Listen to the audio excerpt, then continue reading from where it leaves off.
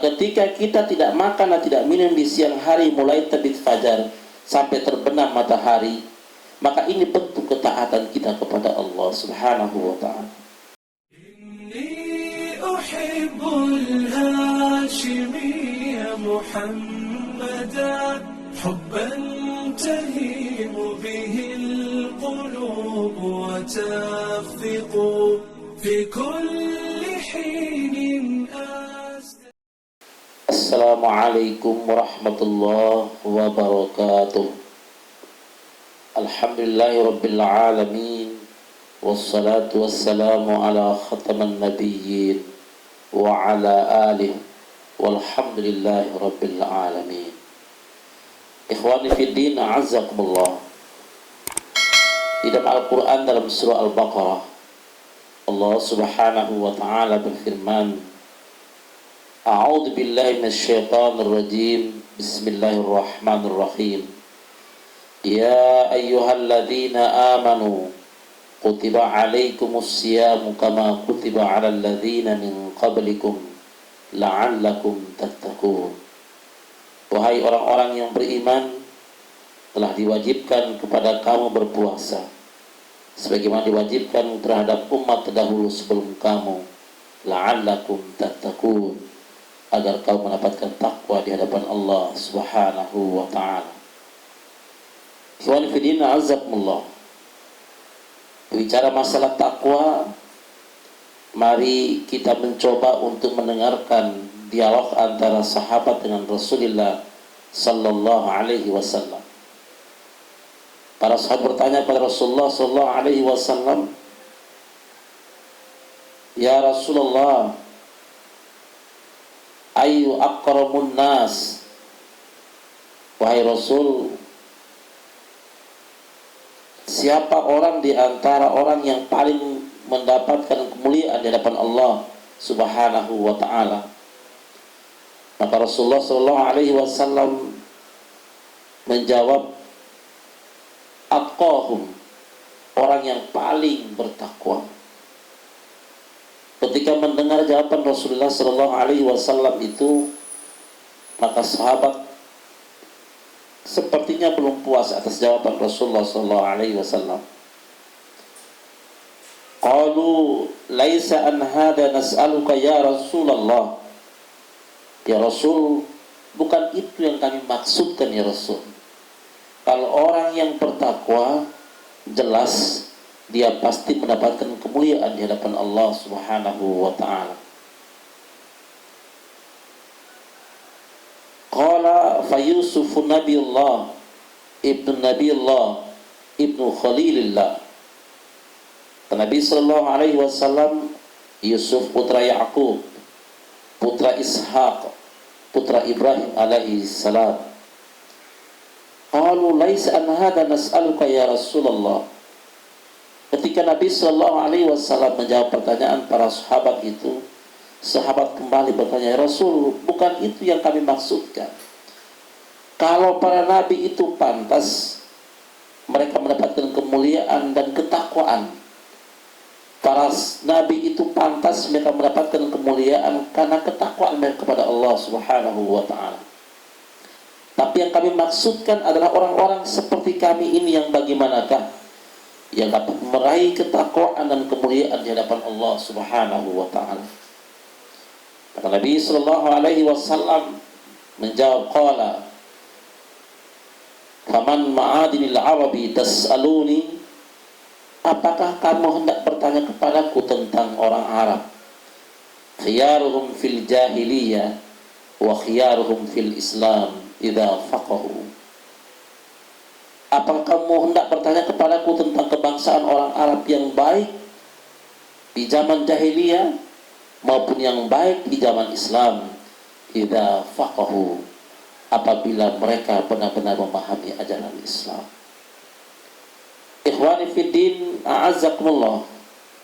Kalau kita melihat dari hadis Rasulullah sallallahu alaihi wasallam, dari dialog antara Nabi dengan sahabat ini, maka untuk mendapatkan kemuliaan itu adalah orang-orang yang meraih ketakwaan. Ramadan adalah sebuah media yang Allah sediakan untuk kita dalam rangka untuk meningkatkan iman dan takwa kita kepada Allah Subhanahu wa taala. Dan jelas orang yang bertakwa itu akan mendapatkan dia hadiah berupa kemuliaan di hadapan Allah Subhanahu wa taala. Tapi bagaimana agar takwa ini menghujam kuat di dalam diri kita? Maka ada 3 tiang penyangga yang harus ditegakkan. Ibarat sebuah bangunan, bangunan itu akan berdiri kokoh, akan berdiri kuat apabila ada tiang penyangganya. Begitu pula takwa. Takwa itu akan tegak kokoh dalam diri kita apabila ditegakkan dengan 3 tiang penyangga. Yang pertama adalah ayyu'to wala yu'so. Yang pertama adalah kita taat kepada Allah dan tidak bermaksiat kepada Allah Subhanahu wa taala. Maka puasa Ramadan ini adalah media mendidik kita menjadi orang yang senantiasa taat kepada Allah dan tidak bermaksiat kepada Allah. Bayangkan, di siang hari kita diharamkan untuk makan dan minum. Padahal makan dan minum itu asalnya adalah halal.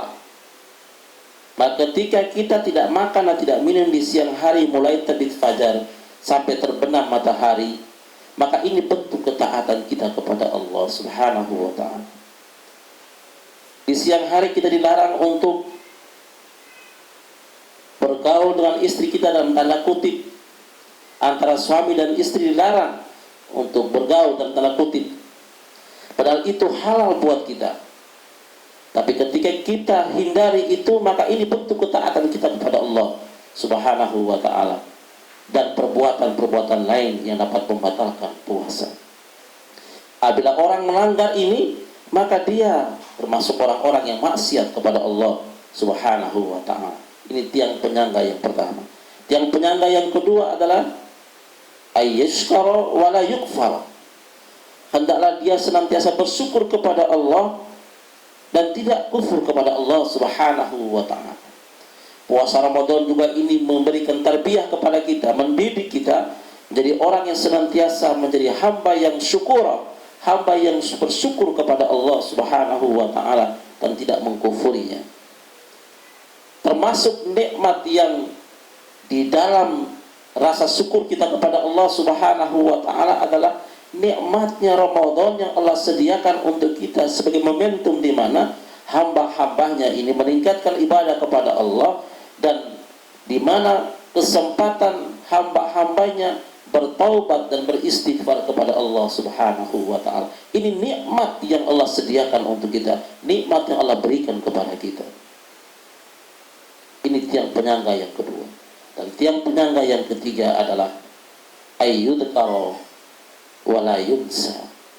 Momentum Ramadan juga ini dalam rangka untuk memperkuat ketakwaan kita kepada Allah Subhanahu wa ta'ala. Maka hendaklah kita senantiasa selalu ingat kepada Allah Subhanahu wa ta'ala dan jangan lupakan Allah Subhanahu wa ta'ala. Dalam keadaan apapun kita menjaga ta'aluk kita kepada Allah, menjaga hubungan baik kita kepada Allah Subhanahu wa ta'ala.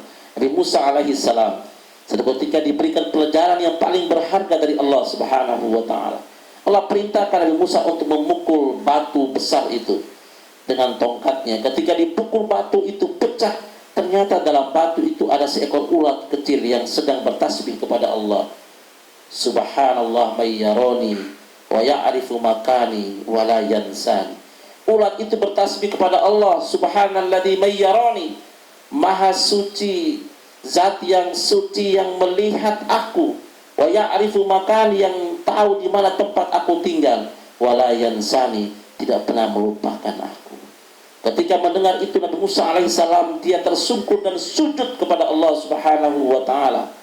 Begitu ta'ajubnya dia, maha besar ya Allah, Engkau ciptakan seekor ulat kecil di dalam batu hitam di tengah malam gelap gulita seperti ini, tapi dia masih bertasbih kepada Engkau ya Allah.